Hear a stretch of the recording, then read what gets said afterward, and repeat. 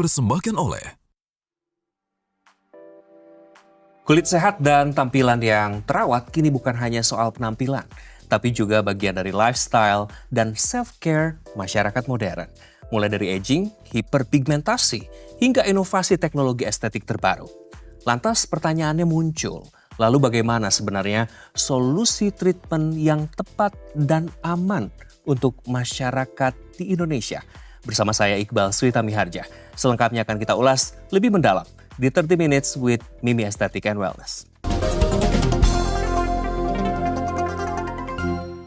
Pemirsa, saat ini sudah bersama saya hadir bersama di studio semesta PIK 2 BTV. Para narasumber yang luar biasa. Yang pertama ada Dr. Mimi Safei, founder Mimi Aesthetic and Wellness.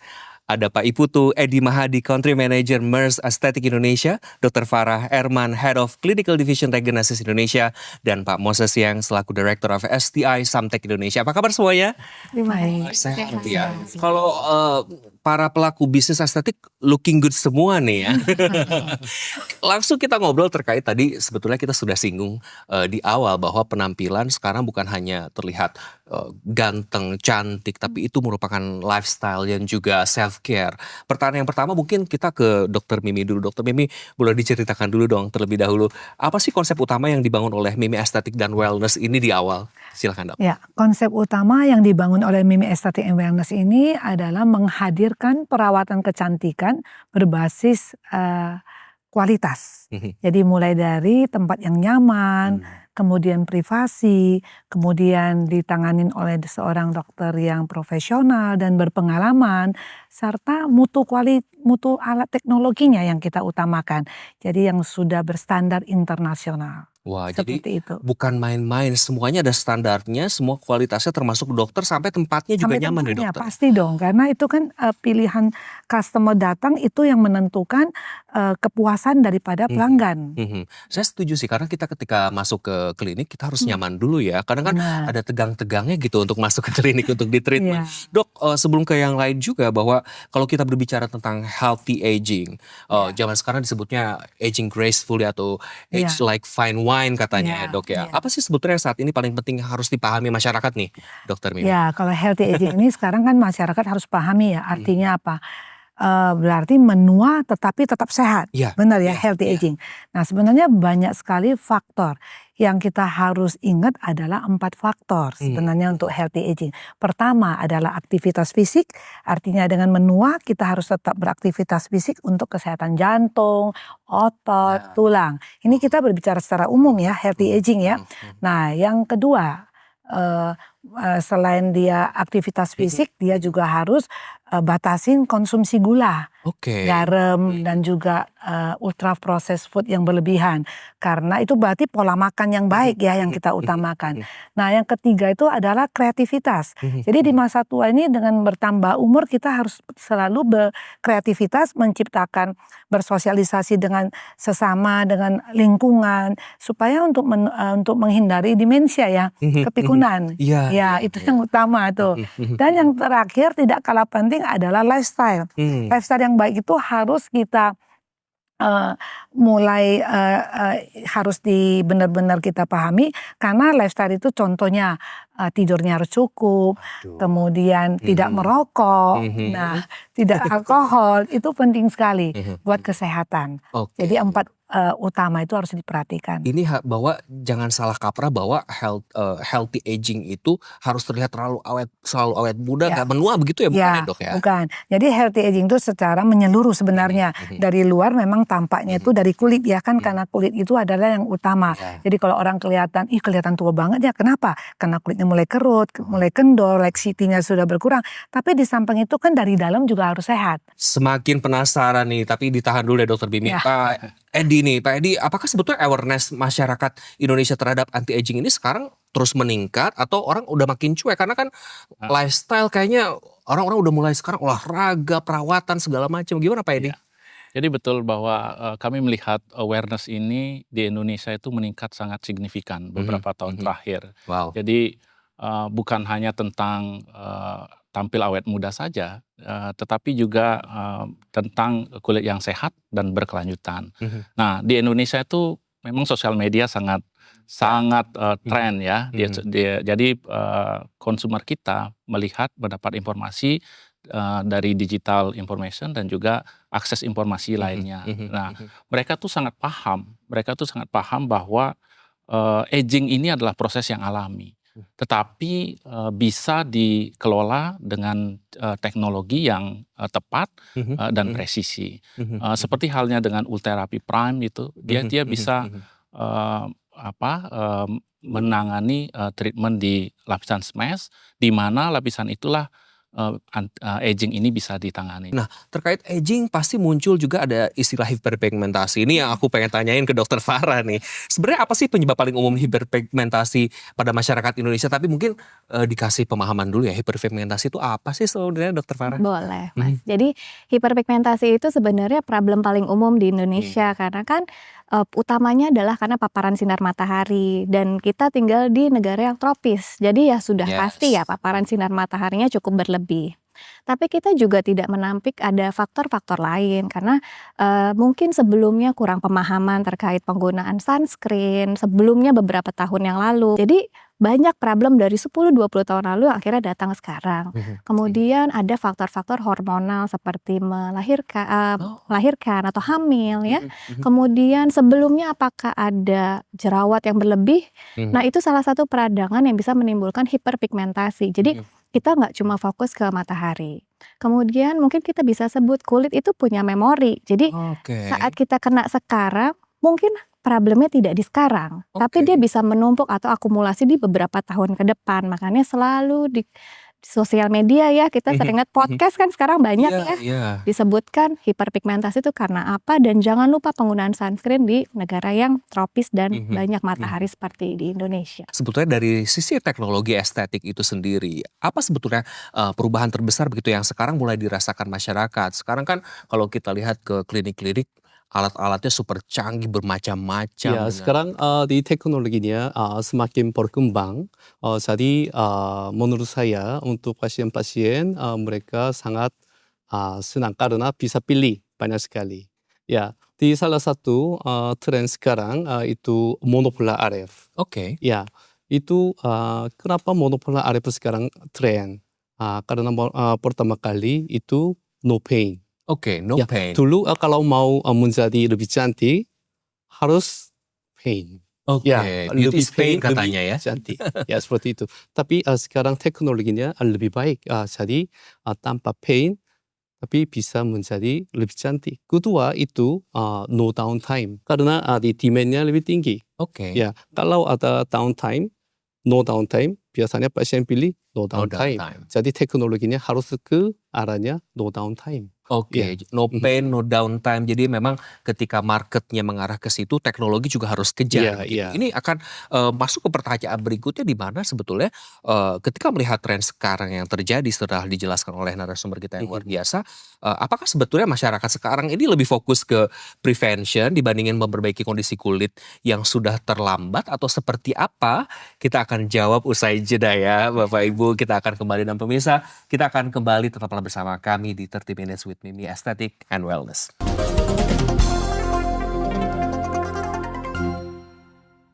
Dipersembahkan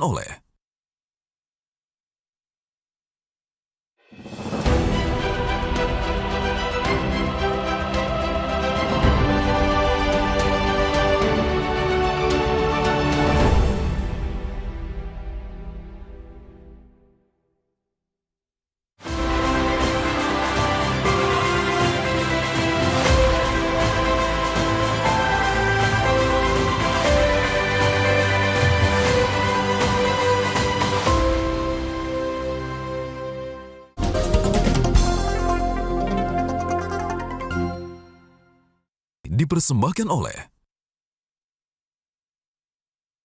Dan pemirsa, terima kasih Anda masih bersama kami di 30 Minutes with Mimi Aesthetic and Wellness. Masih bersama saya Iqbal Suitami Harja dan juga narasumber yang luar biasa. Kita sempat terpotong jeda tadi terkait pertanyaan, sebetulnya masyarakat ini lebih fokus pada prevention atau pencegahan dibandingkan memperbaiki kondisi kulit yang sudah terlambat, atau seperti apa sih Dokter Mimi? Untuk masyarakat modern sekarang ini ya, saya kira mereka ini lebih awareness, udah lebih sadar dan lebih edukatif. Mereka kan ini lebih banyak memilih prevention, pencegahan. Kalau di zaman dulu kan enggak ya, udah rusak baru datang ke klinik ya untuk perbaiki. Tapi sekarang saya lihat anak-anak muda zaman sekarang juga udah mulai, mereka lebih memilih prevention, pencegahan lebih baik daripada pengobatan. Ya, jadi pasien yang datang juga makin muda ya sekarang ya. Jadi bukan usia yang dulu 40 ke atas, tapi sekarang makin muda yang datang ke klinik. Kemudian kita juga dengan Ultherapy Prime itu juga kita sebenarnya kalau dilihat ya, dulu ambasadornya itu adalah Lee Min Ho, kemudian ke Jun Ji Hyun. Itu tuh artinya kita mau menangkap aspirasi ini ke yang lebih muda. Jadi edukasi kita ke hal yang lebih muda dengan Jun Ji Hyun gitu ya. Nah, Ultherapy Prime ini memang bisa untuk menstimulasi kolagen dari tubuh sendiri, sehingga bisa membantu untuk kulit yang lebih sehat gitu ya. Tapi bukan berarti yang sudah rusak atau terluka dalam tanda kutip gak boleh ke klinik atau perawatan, bukan berarti begitu ya Dokter Farah ya? Bukan begitu. Jadi memang semuanya itu tailor made ya, semua treatment. Jadi dilihat berdasarkan kebutuhan pasien. Apakah sekarang karena kerusakan atau nanti untuk pencegahan. Tentu saja saya sepakat, kulit itu investasi, skin investment dan juga semua dari fondasi. Fondasi untuk mendapatkan kulit yang sehat. Dengan mendapatkan segala treatment yang dibutuhkan untuk menjadi kulit sehat dan yang pastinya harus aman. Ini tadi juga disebutkan bahwa tailor made begitu dari Dokter Farah. Dokter Mimi, kita sempat ngobrol sebelum kita melakukan diskusi ini. Dokter gak bisa nih asal ngasih, Iqbal kamu ini semua gak bisa. Kita cek dulu semua, tapi bagaimana sih menentukan treatment aging dan pigmentasi yang tepat untuk tiap pasien itu sendiri, Dok? Berarti analisanya harus benar-benar precise ya, Dok? Benar. Jadi pasien yang datang ke klinik harusnya kan dokter itu akan melihat dulu bagaimana treatment untuk aging dan pigmentasinya. Kalau untuk saya pribadi, saya selalu mencari tahu etiologinya, penyebab daripada agingnya apa dan penyebab daripada pigmentasinya apa. Nah, penyebab itu kan macam-macam. Untuk aging bisa juga karena penurunan kolagen, bisa juga karena photoaging karena UV, karena panas matahari, bisa juga karena dehidrasi, bisa juga karena inflamasi kronis, umpamanya penyakit sistemik, atau bisa juga lifestyle yang tidak baik, yang seperti saya katakan. Itu ada beberapa penyebab daripada aging. Tapi kalau penyebab hiperpigmentasi ada lagi. Nah, contohnya umpamanya hiperpigmentasi karena genetik. Bawaan dari genetiknya, atau hiperpigmentasi karena UV, bisa juga karena post inflamasi. Ya kan banyak sekali. Langkah selanjutnya itu analisa kulit. Jadi kita harus tahu dia tipe kulitnya apa, kemudian kedalaman pigmentasinya seberapa, apakah barrier kulitnya udah rusak atau belum. Nah, setelah itu langkah berikutnya baru kita melakukan treatment. Nah, jadi ada step-stepnya.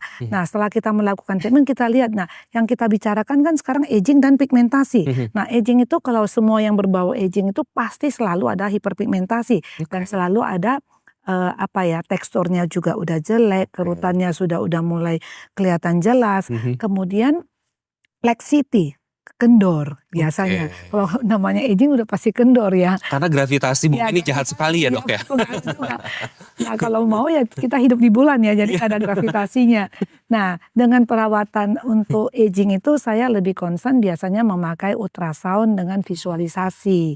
Nah, ultrasound itu kan macam-macam ya alat teknologi, ada yang tanpa visualisasi. Saya pribadi dengan visualisasi saya lebih yakin targetnya tercapai, presisi. Karena apa yang saya mau tembak, contohnya saya mau perangsangan kolagen di lapisan dermis maupun lapisan SMES, nah itu lebih tepat karena kelihatan layer per layer di dalam monitor daripada alat ultrasoundnya. Itu yang saya sukai. Dan bisa juga selain dengan ultrasound, bisa juga dengan RF monopolar. Maksudnya seperti apa? Terkait hal tersebut bisa dijelaskan lebih jauh? Di monopolar RF yang ini saya mau jelaskan sedikit untuk teknologi ya. Ya. Monopolar RF itu di historinya sudah lama, kira-kira 20 tahun. Ya. Waktu pertama kalau itu energi stromal itu masuk ke dalam, ini bisa stimulasi kolagen. jadi itu bagus. Ya, kolagennya stimulasi dan kulitnya lebih kencang. Ya, tapi masalahnya kalau terlalu panas ini ada burn. Ya, itu masalahnya ini. Jadi teknologi sekarang itu masuk cooling system. Ya, cooling system. Ini masuk di area thermal energy di dalam dan di epidermis di surface-nya di cooling, langsung cooling.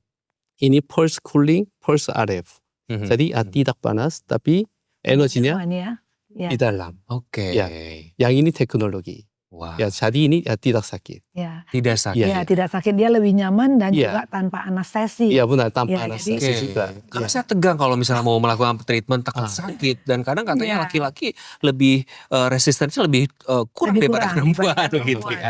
Berarti ini kombinasi antara dokter yang tepat, produk yang tepat, dan juga teknologi sekarang menjadi kunci utama hasil treatment yang optimal. Setuju? Saya sangat setuju karena semua harus berjalan sinergis.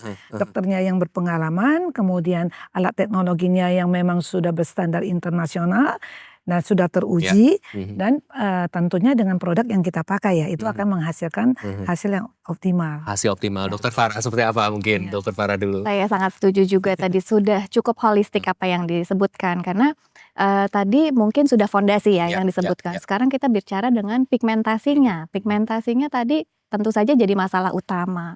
Oleh karenanya itu juga harus dilihat dulu sama dokter, tipe kulitnya seperti apa, kemudian warna kulitnya seperti apa, karena kita di Indonesia ini kan warna kulitnya tuh berbeda-beda ya. Jadi kita nggak bisa tuh hanya adaptasi pasien yang Eropa disamakan treatmentnya dengan Indonesia. Itu juga jadi salah satu pertimbangan oleh dokter operator. Saya kira untuk sekarang ini kan paling bagus kalau untuk treatment pigmentasi ini sekarang yang lagi booming adalah laser Pico ya. Laser Pico. Saya semakin tidak takut lagi dan cakrawala pengetahuan saya dan pemirsa juga semakin terbuka. Kita jeda terlebih dahulu. Kita masih punya satu segmen lagi untuk ngobrol lebih dalam. Kita tahan dulu. Pemirsa, kami akan segera kembali usai jeda. Tetaplah bersama kami.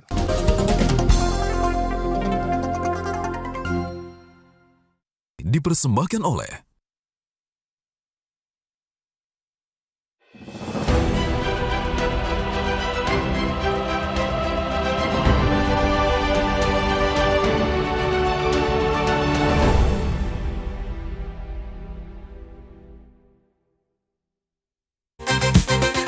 Mari rakyat semesta lepas hasrat berpesta, semesta berpesta.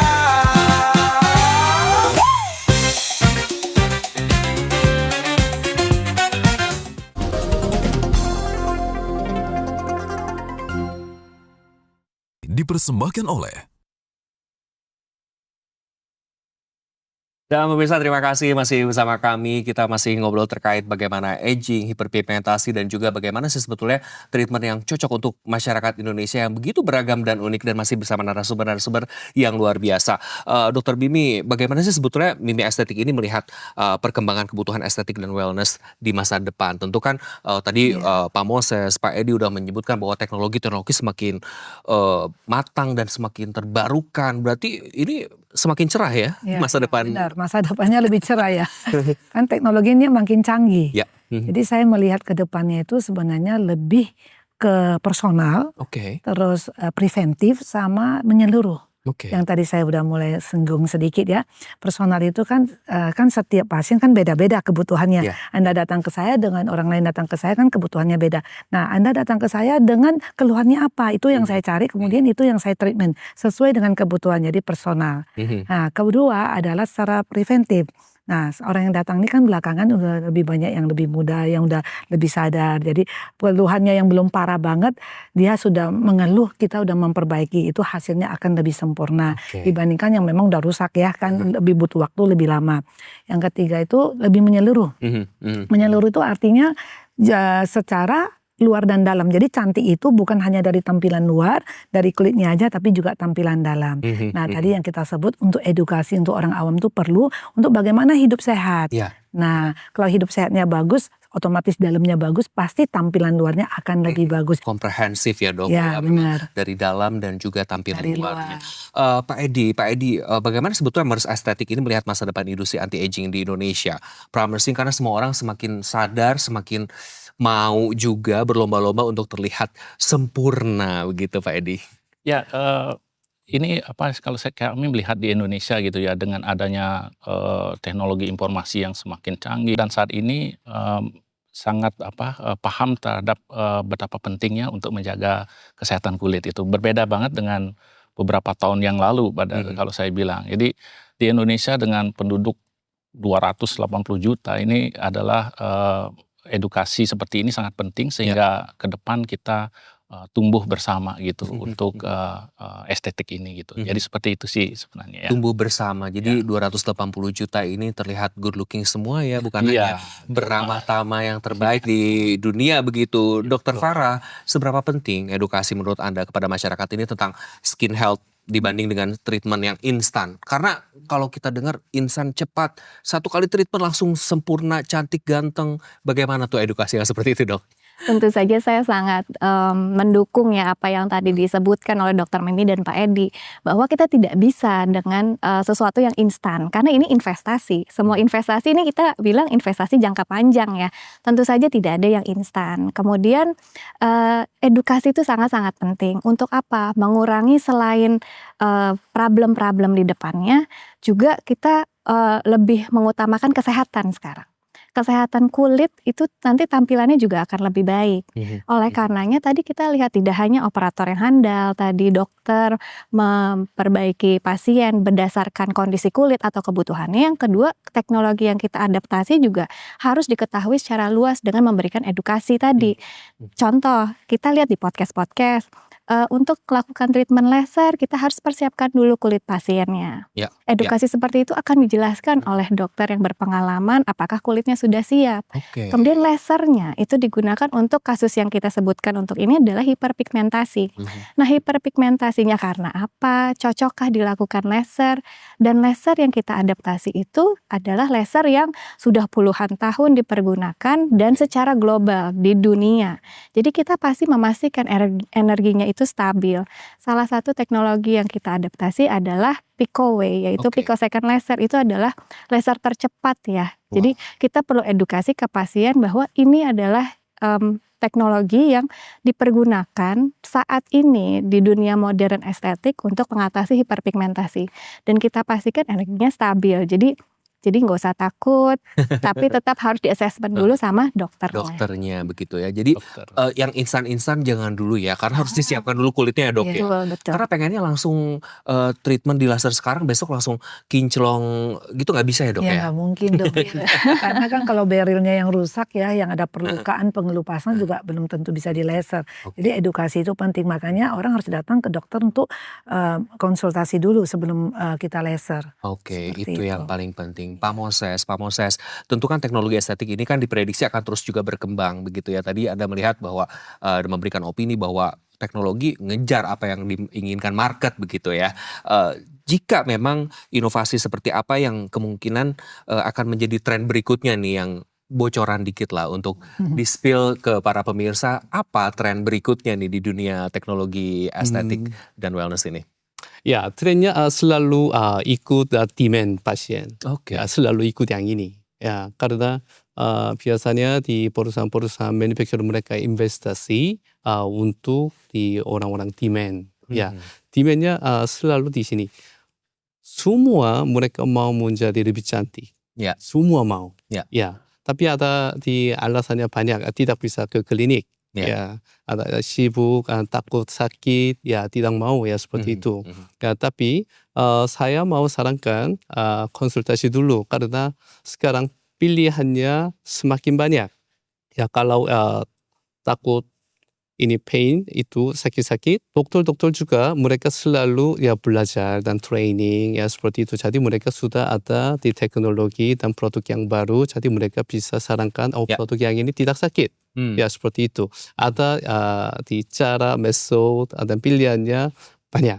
Ya, dan mungkin ada banyak orang saya sudah bilang itu downtime. Mereka takut banget karena kalau di wajahnya itu merah-merah setelah treatment itu bagaimana ya untuk meeting saya harus kembali ke working seperti itu. Tapi ada caranya banyak. Ya, jadi konsultasi dulu. Nanti sekarang sudah di trennya no pain, no downtime sudah ada. Kalau gitu, dan mereka di depan lebih efek, no downtime, no pain, lebih efek. Wow. Ya, tadi Dr. Farah bilang di instan itu sulit. Ya, kalau pigmentasi sangat sulit. Ya, kalau di pico laser di pigmentasi harusnya di 5 kali, 10 kali, di downtime-nya 1 minggu, 2 minggu seperti itu dan 2 bulan, 3 bulan seperti lama sekali. Ya. Tapi kalau di lifting untuk kolagen ada instant effect. Yang itu saya sudah bilang di monopolar RF Oligio itu instant effect. Instant effect. Iya. I assign for that. Iya. Langsung handle. Oke, sayang sekali memang durasi kita terbatas, tapi saya ingin minta saran dari masing-masing terkait sebetulnya pesan singkat untuk masyarakat Indonesia, Bapak Ibu, tentang aging, hiperpigmentasi, dan pentingnya merawat kesehatan kulit. Mungkin kita dari Pak Moses dulu, apa pesan untuk masyarakat Indonesia, Pak Moses? Saya sudah di sini 14 tahun dan saya sangat surprise karena setiap tahun ini berkembang cepat banget dan orang edukasi juga naik cepat. Ya, jadi sekarang sosial media itu juga ya berkembang banget. Ya, dibandingkan negara yang lain, Indonesia lebih aktif. Ya, dibandingkan Korea, kalau di Instagram, TikTok itu lebih aktif. Jadi mungkin informasinya ya lebih cepat. Jadi saya mau bicara ya belajar, ya harus belajar. Ada dokter tapi sendiri juga harus belajar dan bisa dapat informasi yang bagus dan bisa menjadi lebih cantik, lebih sehat. Ya itu. Banyak informasi, lebih cantik dan lebih sehat. Dokter Farah, apa pesan untuk para masyarakat Indonesia? Silahkan, Dok. Jadi tadi hiperpigmentasi, kekenduran itu merupakan salah satu tanda penuaan. Tapi menua itu juga sesuatu yang privilege. Tapi menua dengan kulit yang sehat itu sebenarnya pilihan. Jadi kulit itu adalah investasi jangka panjang, jangan cari treatment instan yang kita tidak tahu keamanannya. Harus pastikan dokter pengerjanya atau operatornya berpengalaman dan juga teknologi yang dipakai itu sangat aman.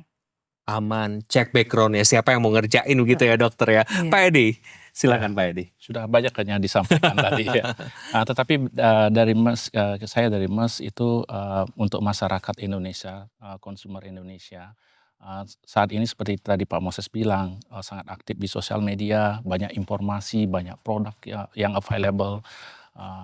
Pesan saya adalah selalu pilih yang aman gitu ya. Jadi pilihlah treatment yang aman karena bagaimanapun ini adalah tentang treatment untuk wajah kita, untuk kulit kita. Jadi seperti itu. Jadi pilih kliniknya yang dokternya memang sudah qualified, training, memang selalu fokus pada quality dan safety. Ya, kemudian didukung oleh teknologi yang memungkinkan hal itu.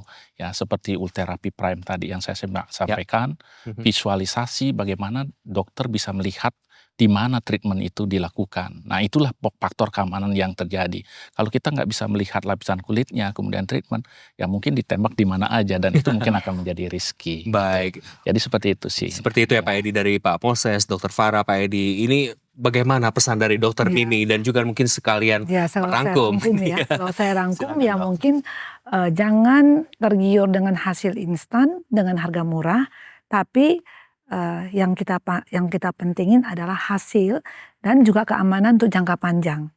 Seperti itu. Baik, terima kasih Bapak Ibu Dokter Mimi, Pak Edi, Dokter Farah, Pak Moses. Terima kasih. Ini pasti banyak sekali yang berbondong-bondong siap treatment karena ini investasi jangka panjang untuk aman, no downtime, no pain, sampai nanti akhirnya instant effect. Itu dia yang ditunggu. Terima kasih sekali lagi, senang sekali berbincang dengan Anda semua. Dan pemirsa, itu tadi 30 Minutes with Mimi Aesthetic and Wellness bersama saya Iqbal Switami Harja. Kita bertemu di 30 Minutes berikutnya. Sampai jumpa.